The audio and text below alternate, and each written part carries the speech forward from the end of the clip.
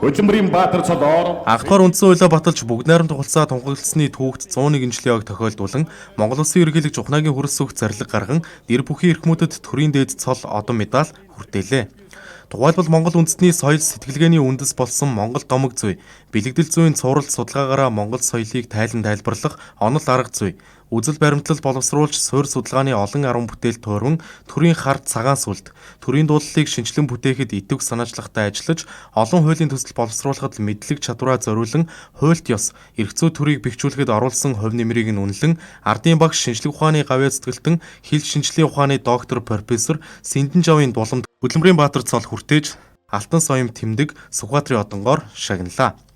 Мөн сувилгын тусламж үйлчлэгийг сайжруулах, эрүүл мэндийн салбарын мэрэгжилтэн бэлтгэх, сурган дадлагжуулах, сургалтын хөтөлбөрийг олон улсын жишгт нийцүүлэн эрдэм шинжилгээ, судалгааг өргөжүүлэхэд мэдлэг боловсролоо дайжлан ажилласан гавьяат багш, анагаахын шинжлэх ухааны үндэсний их сургуулийн хүндэт доктор профессор, сувилгын сургуулийн зөвлөх профессор Товоогийн Бацүхэд ардын багш цол хүртээсэн юм а.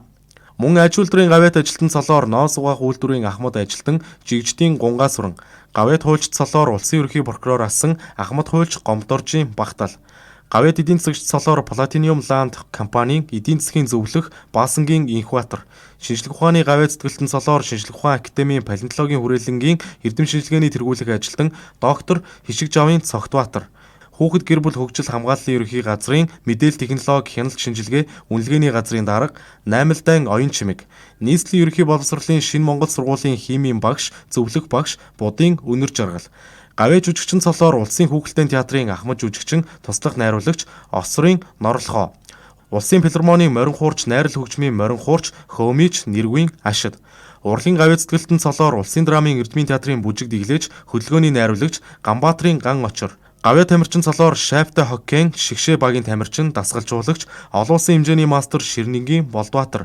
гавьяат барилгачин цолоор Мөнх тэнгэрийн гүрэн компанийн зөвлөх инженер Мөнхөөгийн Оригжав, үйлчлэгээний гавьяат ажилтан цолоор улсын бүртгэлийн ерөнхий газрын улсын бүртгэлийн нэгдсэн архивын дарга Сүрэн Жавын оюун гэрэл, Сүхбаатарын одонгоор UBS телевизийн уран бүтээл эрхэлсэн дид захирал соёлын гавьяа зэтгэлтэн Жигмэд Оржийн баяр нарыг шагнаж урамшууллаа. Монголчууд бид төрт ёс хууль цаазын үн эртний баялаг дүүхтэй ард түмэн билээ.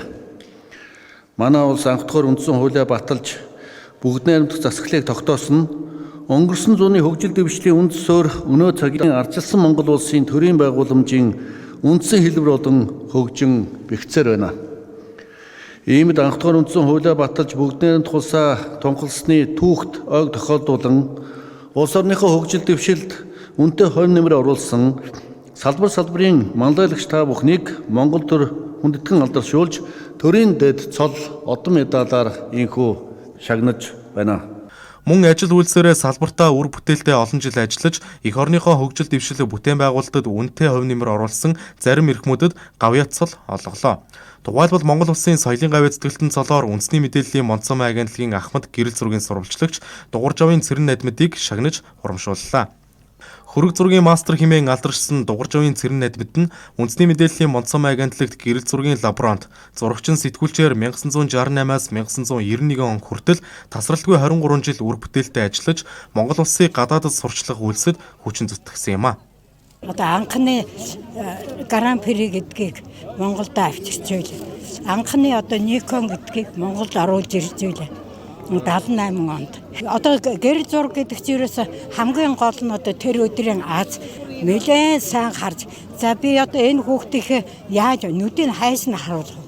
Хамрын яаж авах вэ? Гэх жишээтэй бүр маш их тооцож авдаг тийм ажил. Тэрбээр шаргуу ажиллаж хөдөлмөрлөгийн зэрэгцээ олон улсын гэрэл зургийн уралдаан тэмцээн наадмуудаас шагнал хүртэж Монгол улсынхаа нэр хүндийг өндөр өргөж ирсэн Ахмад гэрэл зурагч юм а.